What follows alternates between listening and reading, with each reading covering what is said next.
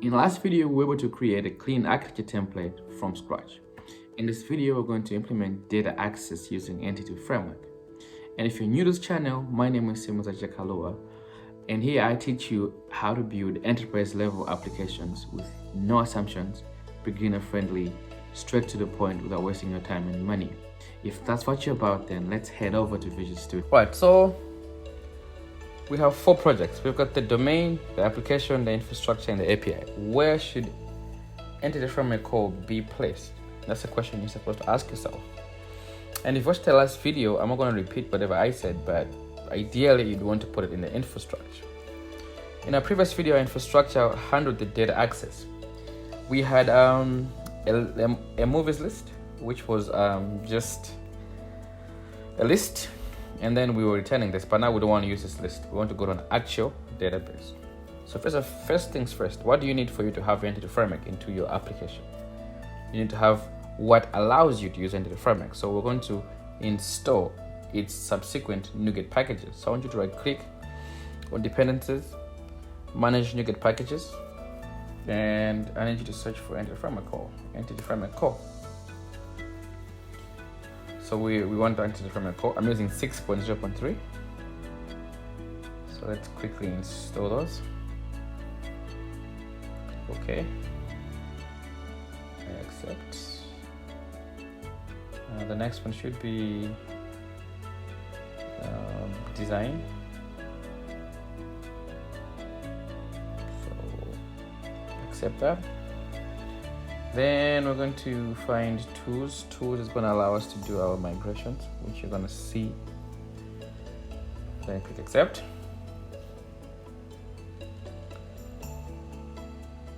If it can be any faster, that would save us a lot of time.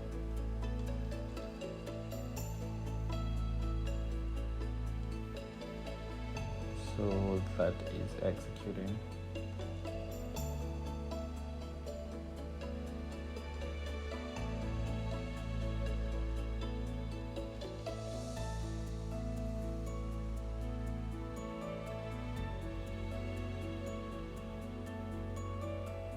Oh, finally.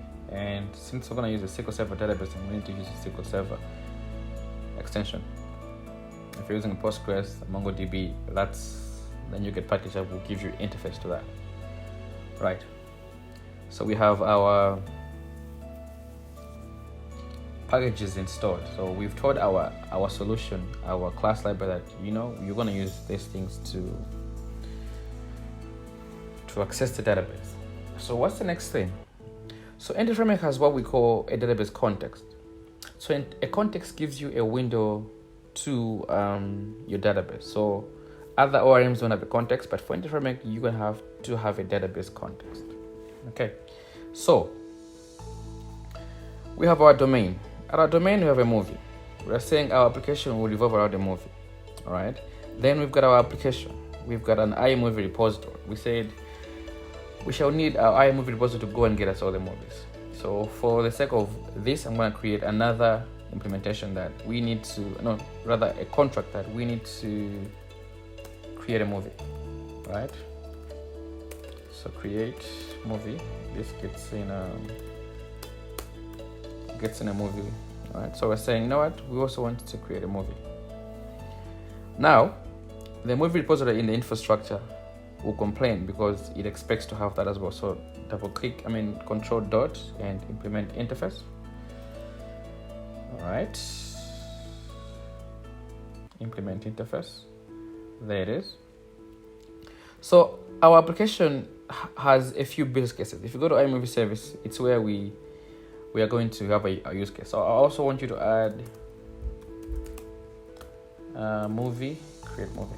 You might be asking, why is there duplication? Like I said in the previous video, there is no duplication. It's going to make sense in our next video when we create a complex model. You're going to see where these two are different. But for now, just bear with what I'm doing, and then it's going to make sense as we go. All right, so iService. So our iMovie service is just going to, these are the use cases that it needs to perform a function, right? And then we've got a movie service. It's also going to complain because we've added a control dot and also implement that. right?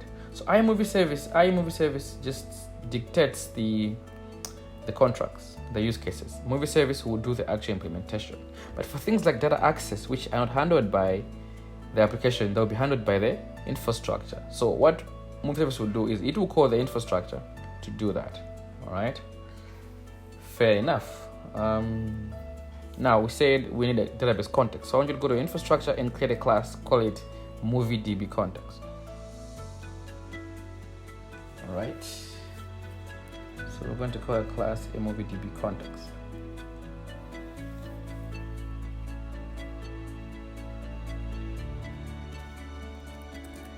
MovieDB context.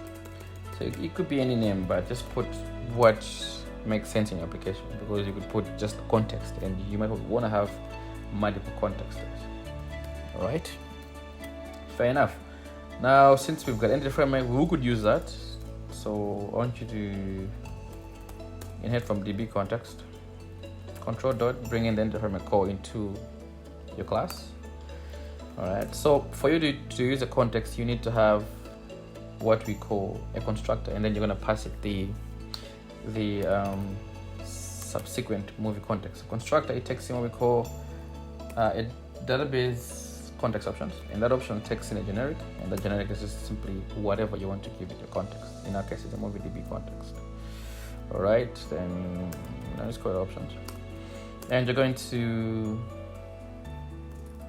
override the base as well, so give it context. All right. In this video, we're not going to add anything here, but in the next video, when we start doing with a complex model, we're going to add.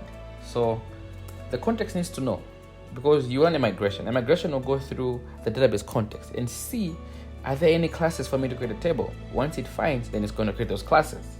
So what class do you want to have in this database? We want to have a movies class. So you're going to bring in a property which is called DB set, a database set, which takes in it takes in a generic. So we're going to give it a generic of what movie. Okay, so bring the dependency from the domain, and we're going to call this table movies. Okay, so somebody complained in the comments that I don't do complex model, so the next video I'm going to do a complex model, and hopefully we'll do one-to-one, man-to-one, and you would understand. But for this one, let's just set up entity framework so that we don't confuse the whole process. All right, so there you have it. You're saying when you're running a migration, come to this context and create for me that table. And in this table, in these things, there's nothing we're using, so just leave it as it is. All right. The next order of business now is to have the context. We need to use the context in our repository. All right. What we did here is we just use a list. Now we want to use the context in our repository. So that means the repository will depend on the context. All right. So there'll be a bit of dependency injection, which we're going to inject using the constructor. All right. I talked about this in a previous video. So all you're doing is when you're creating this object in the repository, just give it whatever it depends on. In this case, it depends on the movie context. So bring a constructor ctor. All right, and you're going to say, I want to depend on the MovieDB context, and call this MovieDB context.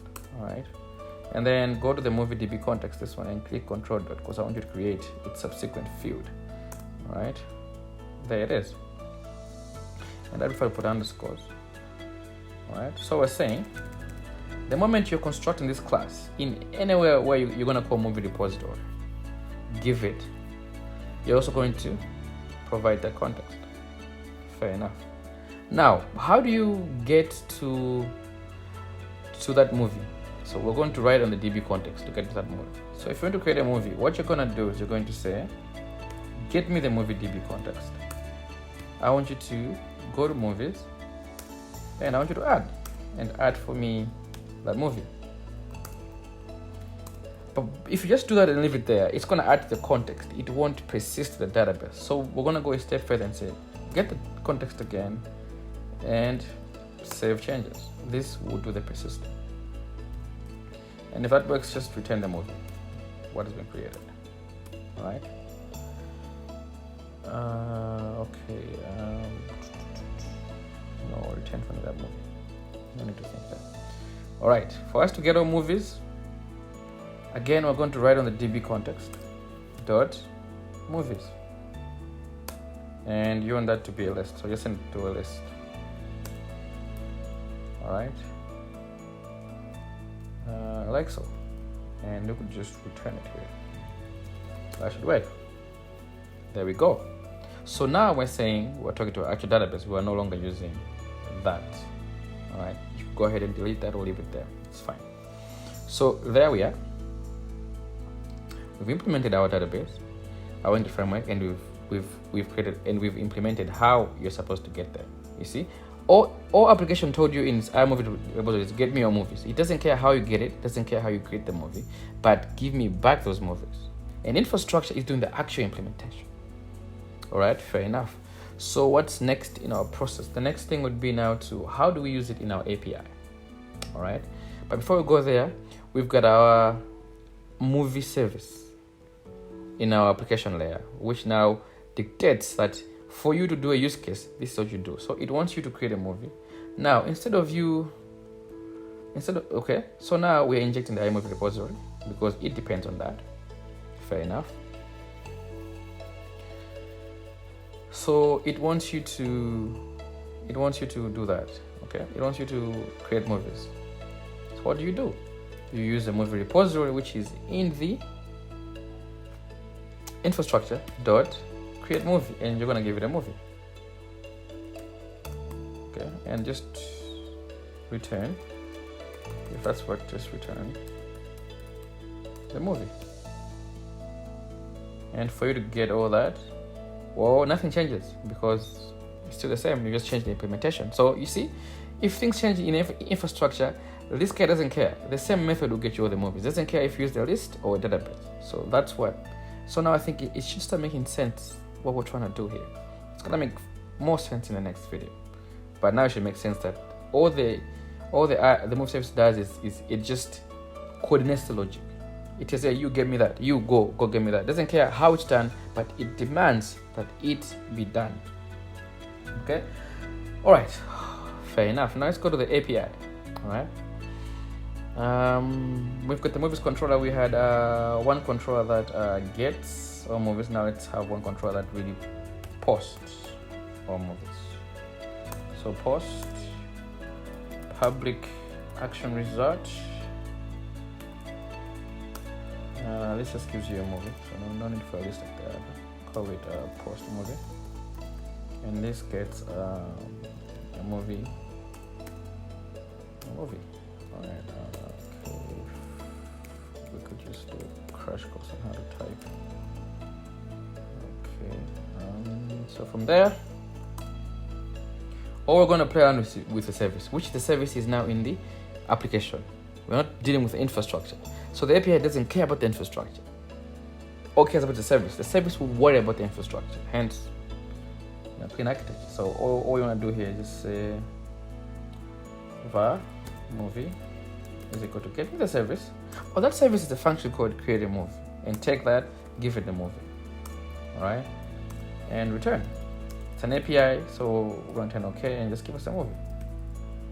All right, we've implemented.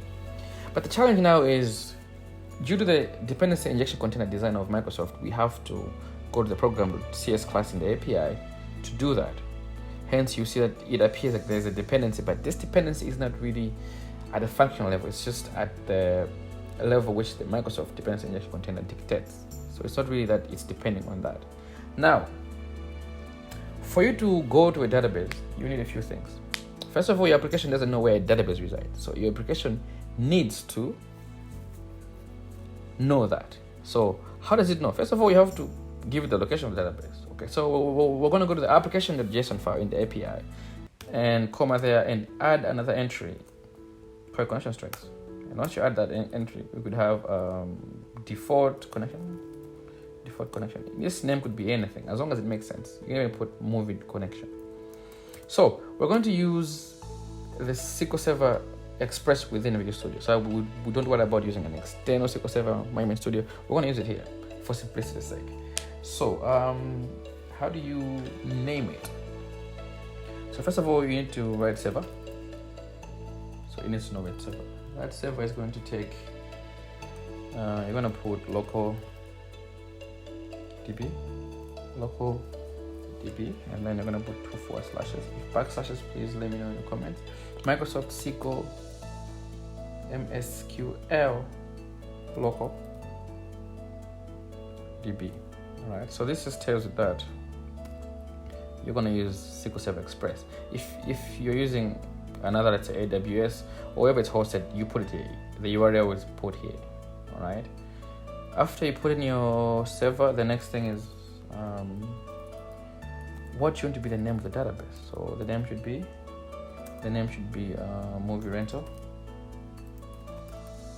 db, and close that. The next one should be, do you put commas? No, we don't put commas.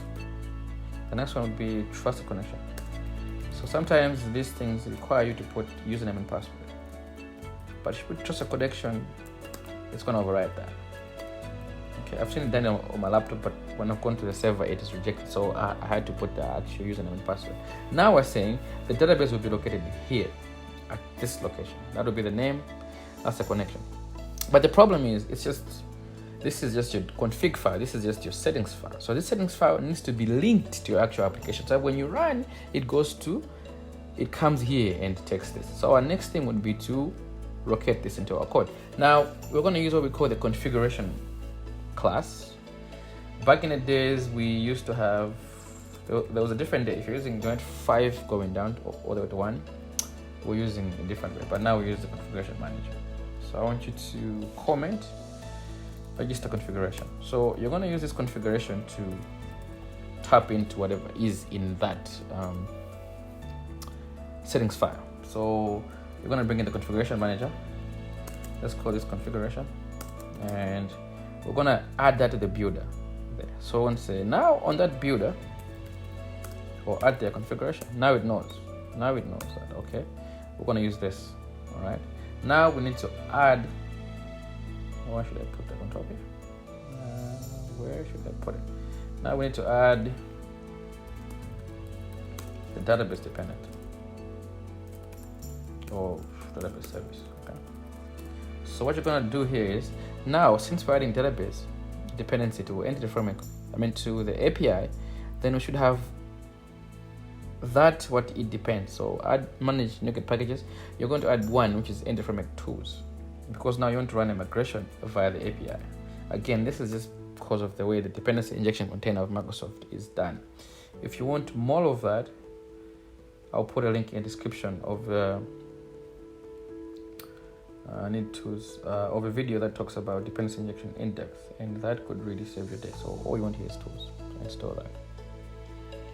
Again, it's crucial to know your dependencies because you end up installing a lot whilst you just need a few. All right, perfect.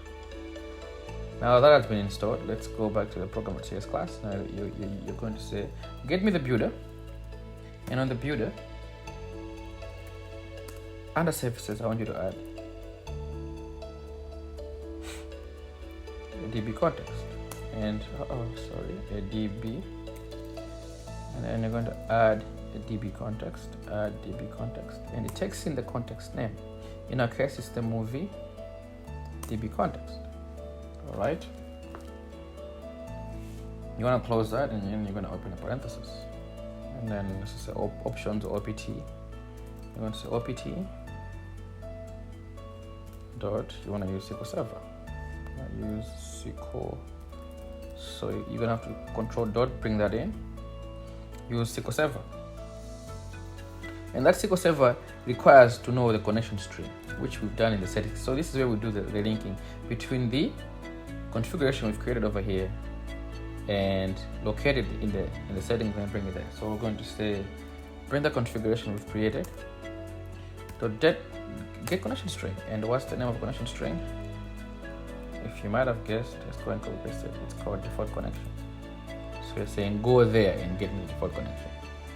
But the challenge here would be you're gonna run a migration from another assembly, which is the infrastructure and not the API. So we have to take it one step further than the usual and actually give it the assembly which we want to play in. So I'm gonna bring it down. I'm gonna say B This could be anything. B dot migrating assembly. Okay, and this assembly is called clean API movie.api. Okay, so you're taking it explicitly that I want you to migrate from this assembly dot API. If you don't put this, it is going to get confused. What's the error I'm getting?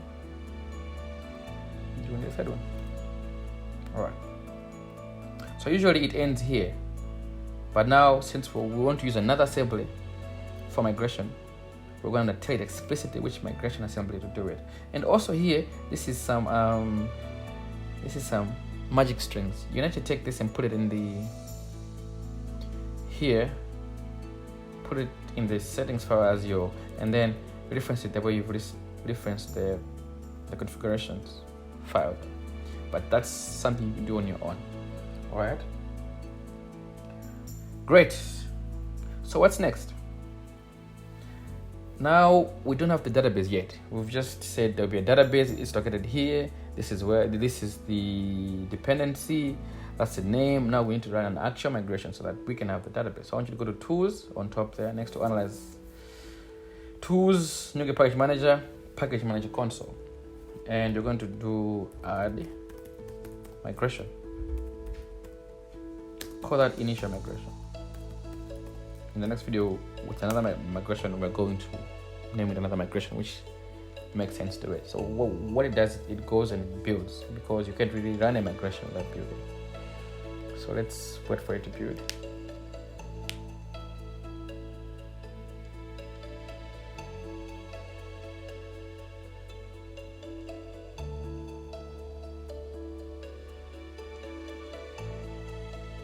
So it's successful. It's going to attempt to run the migration. I want you to take note of this initial migration.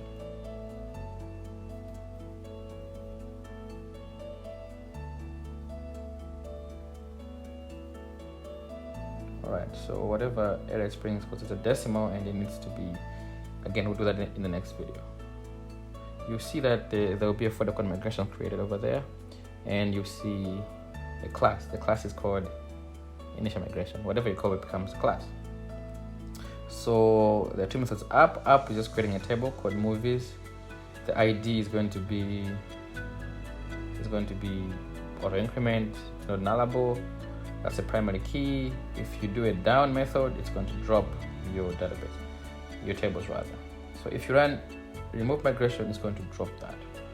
The next thing after migration is you run update database. And then it's going to build again. And then it's going to complain about the decimal because we haven't really fine-tuned it, so we could lose information in transition due to precision. But again, we'll do that in the next video. Now I'm just trying to set up entity framework. All right. The word you want to see here is called done. If it's done, then it means it worked. So I want you to go to view on top there, next to edit. Select SQL Server Project Object Explorer. Well, that would, because now we're using the Express one, so we don't need to use an external. Okay, you see the SQL Server there. I want you to extend that, expand the first option, and go to databases, and you see movie into databases is there. Let's see the tables that we have. We have, okay, system tables, no, let's see. Let's give it time to load. You see we've got movies, the table which we did, and EF migration history, and migration history. So it also stores the migration histories there. All right, so let's click Control F5 and see if we're able to add an entry and also get all movies.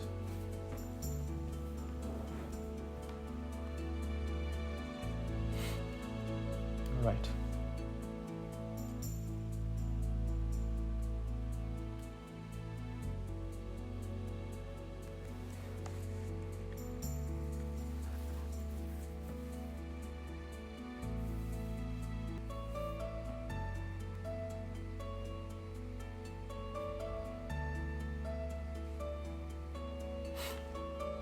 So it's loading.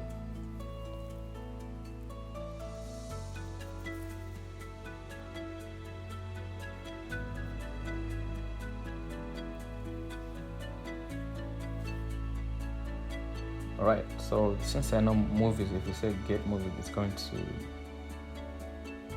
bring an empty list. Maybe we can start from there. And I'm gonna add 2 or 3 movies and then just check it out to see. Okay, so there are no movies, it's empty. All right, let's go to post, and I'm gonna add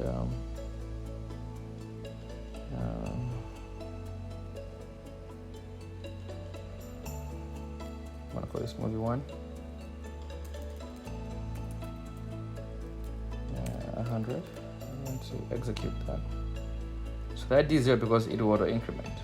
Alright, so I don't need to put anything over there. Alright, it comes back ID 1. Then we're gonna have movie 2. Let's make that $200. Add that.